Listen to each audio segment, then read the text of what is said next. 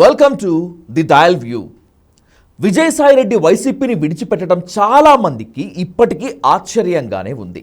ఆర్థిక నేరాల దగ్గర నుంచి అడుగడుగునా వైఎస్ జగన్మోహన్ రెడ్డికి అండగా నిలబడిన సాయన్న అంత తేలికగా వైసీపీని వదిలేశాడా?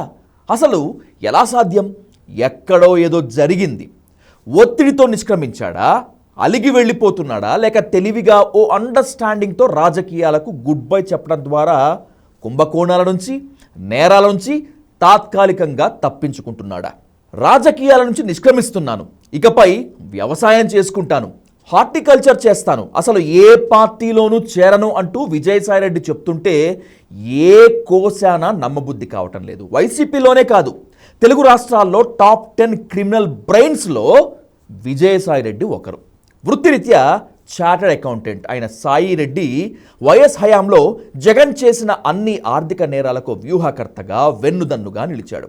అందువల్ల విజయసాయిరెడ్డి నిర్ణయం వ్యూహాత్మకంగా తీసుకున్నదే. ప్రధానమైన కారణం 2019 నుంచి 24 వరకు విజయసాయిరెడ్డి చేసిన అక్రమాలను ఇప్పటి ప్రభుత్వం వెలికి తీస్తుండటమే. బీజేపీకి రాజ్యసభ ఎంపీ సీట్లు కావాలి. అవి వైసీపీ దగ్గర 11 ఉన్నాయి. ఇప్పటికే వాటిల్లో 3 బయటపడిపోయారు. మిగిలినవి తమ అకౌంట్లో వేసుకోవాలనుకుంటున్నాయి కూటమి పార్టీలు, ప్రధానంగా బీజేపీ.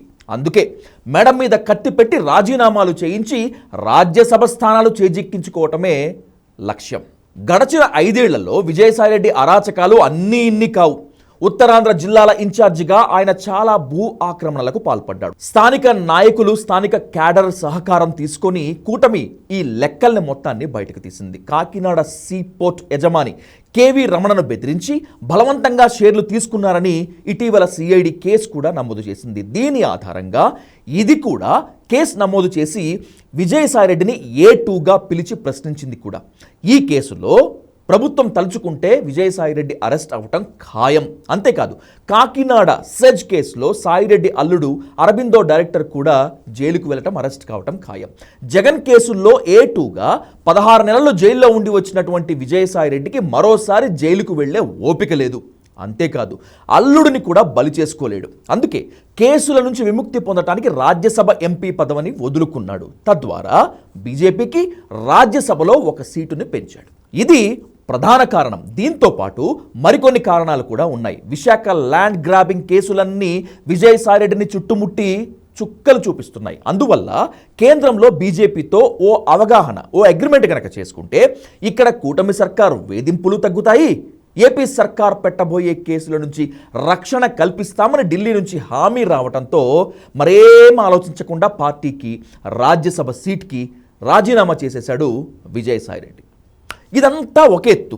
పార్టీలో అందరితోనూ సాయిరెడ్డికి ఉన్నటువంటి విభేదాలు మరొక ఎత్తు. విజయసాయిరెడ్డికి సజ్జల రామకృష్ణారెడ్డితో, వైవి సుబ్బారెడ్డితో, మిథున్ రెడ్డితో, బొత్సాతో ఇలా చెప్పుకుంటూ పోతే చాలా కీ పర్సన్స్తో విభేదాలు ఉన్నాయి. టేక్ ఇట్ గ్రాంటెడ్గా తీసుకునేటువంటి విజయసాయిరెడ్డి మిగతా అందరినీ కూడా డామినేట్ చేయాలని ప్రయత్నిస్తూ ఉంటాడు. దీనికి మిగిలిన వాళ్ళు ఎప్పటికప్పుడు అడ్డం తిరుగుతూ ఉంటారు. ఈ వాతావరణం సాయిరెడ్డికి చానాళ్లుగా ఓ ఉక్కపోతగా ఉంది. దాదాపు 2 ఏళ్ల నుంచి జగన్తో కూడా అంటీ ముట్టనట్టుగానే ఉంటున్నాడు విజయసాయిరెడ్డి. విశాఖను సాయిరెడ్డి ఫ్యామిలీ కబళించిందని, దీనివల్ల అక్కడ పార్టీ పూర్తిగా దెబ్బతిందని ఆలస్యంగా గుర్తించినటువంటి జగన్ సాయిరెడ్డిని ఉత్తరాంధ్ర ఇన్ఛార్జి పదవి నుంచి వెనక్కి పిలిపించాడు. అప్పటి నుంచి సాయిరెడ్డి జగన్ను సెంటిమెంటల్ బ్లాక్మెయిల్ చేయడం మొదలుపెట్టాడు. ఇష్టం లేకుండానే నెల్లూరు ఎంపీగా పోటీ చేసి ఓడిపోయాడు విజయసాయిరెడ్డి. ఎన్నికల తర్వాత జగన్ని కలిసింది 3 సార్లు మాత్రమే. 4-5 సార్లు సాక్షాత్తు జగనే ఫోన్ చేసినా కూడా అటెండ్ చేయలేదట విజయసాయిరెడ్డి. కేంద్రంలో బీజేపీ పెద్దల నుంచి జగన్కు సాయిరెడ్డికి వార్నింగులు వచ్చాయి. ఇప్పుడున్న పరిస్థితుల్లో ఇంట బయట యుద్ధం చేయటం కష్టం అనేటువంటి నిప్పు లాంటి నిజం సాయిరెడ్డికి అర్థమైంది. ఈసారి లోపలికి వెళ్తే మళ్ళీ బయటికి రావటం కష్టం అనేటువంటిది కూడా కరెక్ట్గా అర్థమైంది. దీనికన్నా ఢిల్లీలోని పెద్దలతో రాజీ పట్టమే మంచిదనుకున్నాడు. మరోపక్క జగన్తో ఎలాగూ దూరం పెరిగింది. అందుకే అన్ని విధాలా ఆలోచించి పార్టీకి పదవికి రాజీనామా చేసి ఓ నమస్కారం పెట్టేశాడు. నేను ఇకపై వ్యవసాయం చేసుకుంటాను అని సాయిరెడ్డి చెప్పిన మాట నమ్మితే మనమంతా బొక్కాబోర్లా పడినట్లే. విజయసాయిరెడ్డి గురించి తెలిసిన వాళ్ళు ఎవరైనా తక్కువ అంచనా వేయలేరు. తన భవిష్యత్తు పట్ల బలమైన విశ్వాసం గల వ్యక్తి సాయిరెడ్డి. అందువల్ల తనను వ్యవసాయానికి తనను తాను పరిమితం చేసుకోవటానికి 4 ఏళ్ల తర్వాత తిరిగి జగన్ అధికారంలోకి వస్తే ఖచ్చితంగా చెప్పిన మాటను పక్కన పెట్టి వెళ్ళి జగన్ పక్కన అన్డౌటెడ్గా నిలబడతాడు. లేదా ఈలోపే కేంద్రంతో సత్సంబంధాలు కనుక బలపడితే ఏ చిన్న రాష్ట్రానికి గవర్నర్గా వెళ్ళినా కూడా ఆశ్చర్యపోనవసరం లేదు.